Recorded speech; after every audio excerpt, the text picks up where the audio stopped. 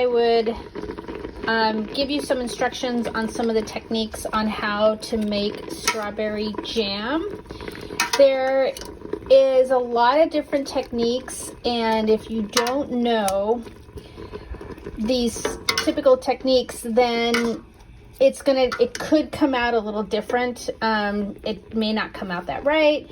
Like for example, before getting started, obviously you want to really wash, dry, and make sure that each glass has its lid for starters. And a lot of this work is done in the preparation. That's where a lot of the work takes place. I've already measured my 8 cups. This is 2, but I have the other 4. So I'm going to mash these, and it's going to seem like it's really hard to mash because they can be really hard, but you know, just for you to know, when you mash your strawberries and you start to boil them, that's when they get soft enough for you to be able to mash. But if you can hear how it's kind of boiling, it's ready for the next step. But you don't want to mash it too much. See how I'm already kind of mashing them too much. There's too much bubbles. So keep that in mind. Okay, so I just saw something that I wanted to show. This is going to be an even kind of thing. But if you I was looking at this, and there was like clumps of sugar here on the bottom, as you can see. That's what you're trying to gently break apart as you're stirring it. If you stir it too much, these strawberries, see how even if I do that, see how there's a hole right there? You want to make sure that it's an even keel all the way around. By gently just saying, "Hello, sugar, come on in. We will gladly have you." If you try and turn this and do this any other way, I'm telling you, you're going to have jars that some have more strawberries than the other. And I think that's really why you have to have this technique. But I wanted to just show you that, because as I'm doing this, I'm seeing like clumps of sugar. No, that's a strawberry. Or is that a sugar? No, that's a strawberry. See that, folks? That's a clump of sugar. So we want to make sure that that just goes right in there. That's what I wanted to show you. That big old clump, that's what you're trying to avoid. Okay, so all the sugar's been put in, but I really want to stress that you have to really make sure that your timer is on once you finished putting in all that sugar. And you have to count to 6 minutes exactly when it comes to a full boil. So I put the timer on, but I messed up because I have to wait until it starts to boil. So this is when you after you finish, you know, moving all the sugar around and everything, when it starts to boil, then you put on the clock. So I'm going to turn off the clock. And I'm going to wait until this starts to boil. And once that starts to boil, then you wait 6 minutes exactly. You turn it off, take it off the heat, and then you start getting your ladle and start putting all this glorious, delicious jam into these jars. Okay? Okay, so I just also wanted to tell you a couple of other things. See how it's... the timing is on, the timer's on, and it's boiling. I'm not even touching it. So at this point, when you are waiting the 6 minutes, just leave it alone. Just let it boil on its own. I think that's what I could hear my mom saying. Just don't, it's not going to stick because you've already kind of mixed it, and you kind of mixed it a lot. The other thing too is that, see all the stuff that's coming from the top? We're going to skim all that stuff off. I even have a jar still from the last time I made jam. It's, you can take all this sugar from the top, skim it from the top, which is what I'm going to show you here in just about a minute or so.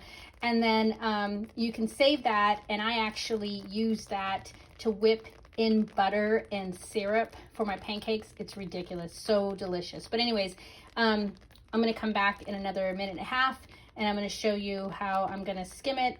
And I'm going to show you also, actually I can show you right now. So, got this spoon. You want to get a wooden spoon, and one thing that you can do while you're doing this is kind of looking at how thick it is. See, it's not that thick. This is where you should really, it's too watery. All right, so that's not a good sign, folks. Not a good sign. At this point, it should be really, really sticky, and it's not. So maybe it's because we got a minute or so. So we'll come back. All right, I'm back. So it actually did get sticky, by the way. This wooden spoon, if you could see it, see how sticky. I mean, I can probably show you. I'm kind of holding the phone, but this right here is sticky good. Okay, so the other thing I wanted to show you was you're going to find this, and you don't want to put this in your jam. You want to skim the top. All this stuff here. This is just like the excess sugar, and I'm seeing that it's not really grabbing too well. But like, you know how you do in soup, maybe you want to skim the top of a soup, but this stuff right here, you don't want it in your jam. So what you want to do, pour it in a bowl, and you're going to do this, and you're going to, I like to save this stuff actually. So like I said, add it as a strawberry addition to butter, syrups, maybe some recipes, maybe some really nice desserts, ice cream. It's really nice to put on top, but you don't want this stuff in your jam because it just doesn't look good and it doesn't look presentable, mainly, but it just, yeah, you just want to kind of skim off this top. Okay, all right, that's it. Okay, just wanted to show you the final product. See, I didn't get the entire like stuff off the top, but I got a pretty good amount here.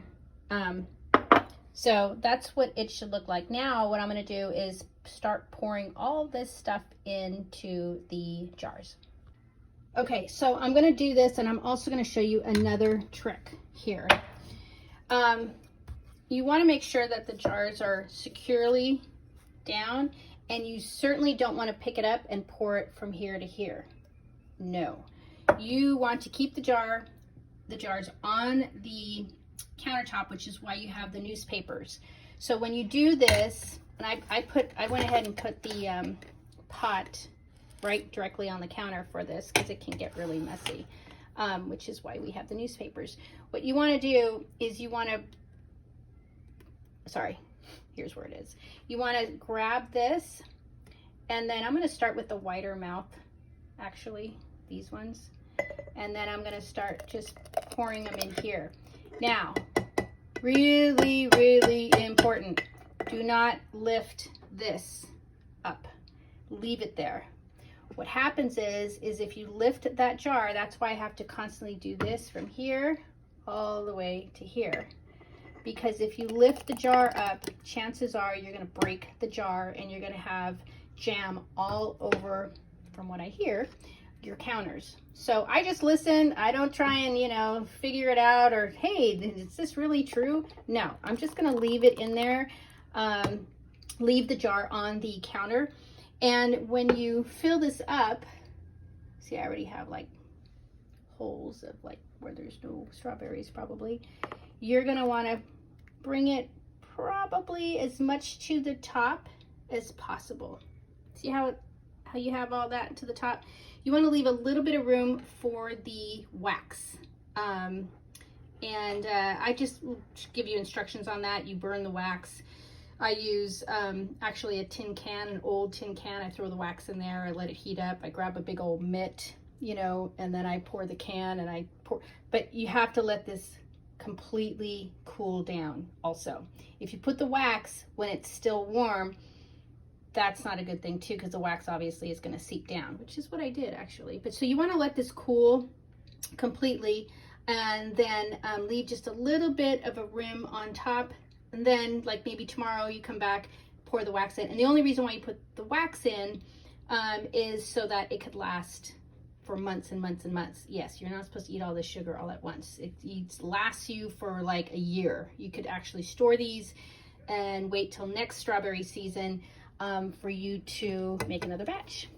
And I hope this is helpful. I think those are the main tricks that I've learned, the secrets from Orange County, California. You know, I'm not in Orange County anymore, but just wanted to show you that. Please feel free to ask me any questions. If I don't have the answer, obviously I can ask one of the experts that I know, my mother, and she will fill us in. All right, thanks so much.